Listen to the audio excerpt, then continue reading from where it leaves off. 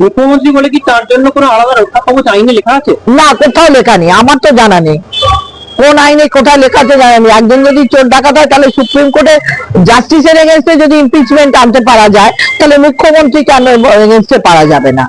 বাইপ্যাক office কি তৃণমূলের party office? মোটেই নয়। ওটা আদৌ পার্টি তালিকা ছিল কিনা বা কোনো অভিষেকের কোনো গুপ্ত কোনো কাগজপত্র ওদের ওখানে রাখা ছিল কিনা সেটা তার প্রমাণটা কি আছে?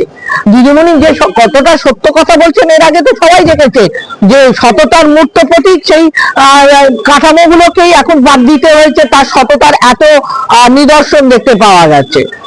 যার জন্যই আজকে এই অবস্থা। ইডি যেরকমটা সুপ্রিম কোর্টে দাবি করেছে যে তারা কার্যত পুলিশের বিরুদ্ধে অভিযোগ করা হচ্ছে, একেবারে অস্ত্র নিয়ে তারা যাচ্ছে এবং কার্যত তাদেরকে হেনস্থা করা হচ্ছে।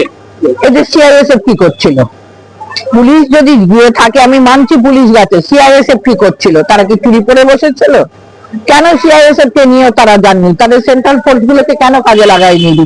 জানছে তো একটা বিশাল বড় ঘুঘুর বাসাতে গিয়ে আমি উঠতে চলেছি, সেই ঘুঘুর বাসাটাকে ভাঙতে গেলে যা যা করণীয় দরকার সেইগুলোকে সঙ্গে করে ইডি কেন যায়নি? এর আগের অভিজ্ঞতা, বারবার বলছে, এর আগের অভিজ্ঞতাগুলো ইডি ভুলে গেলেন কি করে? ইডিকে যে ওই ইয়েতে এর আগে যখন শাহজাহানের ওখানে গিয়েছিল সেভাবে রাস্তায় তাদেরকে মারধর করালো, তাদেরকে অ্যারেস্ট করা হয়েছিল, তো সেই অভিজ্ঞতাগুলো থেকে কেন এরা নেয়নি? বাইপ্যাকের অফিস থেকে সরকারি ফাইল, একেবারে ওয়েস্ট বেঙ্গল গভর্নমেন্টের ফাইল লাগা যাচ্ছে, এরপরে আনছে সাদা পোশাকের পুলিশ। এইবারেই তো বোঝা যাচ্ছে যে ভারতবর্ষ, পশ্চিম বাংলাটা কাদের হাতে আমরা দিয়ে ফেলেছি, কারা পশ্চিম বাংলাটাকে চালাচ্ছে। চোর, জোচ্চোর, খুনি, মানে ডাকাত, এদের হাতে আমাদের পশ্চিমবঙ্গ রয়েছে। হ্যাঁ, এটা তো হবে, কারণ আমাদের সরকার তো আলাদা নেই। এটা তো সরকার তো দলদাস, সরকারটাই পুরো তৃণমূল, এবং তৃণমূল মানেই সরকার, এইটাই হয়ে গেছে তো এখন মানে ব্যবস্থাপনায় চলে এসেছি, এর বাইরে তো আর কিছু নেই। কি করবে? পুলিশের সিপি থেকে শুরু করে রাজীব কুমার, ডিজি মানস ভার্মা সকলে সেখানে উপস্থিত ছিলেন। মানে রাজীব কুমারকে যখন করা হলো, রাজীব কুমারকে কোন আইনে ছেড়ে দেওয়া হলো?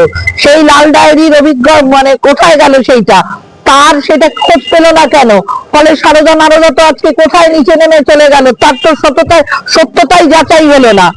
তারপরেও রাজীব কুমারের এগেনস্টে কেন দিল্লি কোনো ব্যবস্থা নিল না? এটা তো হোম মিনিস্টারের আন্ডারে। অমিত শাহ এসে যে বড় বড় কথা বলে যান, কিন্তু কার্যক্রমে তো কিছুই দেখি না। মমতা ব্যানার্জি যা বলে তাই তো হয়।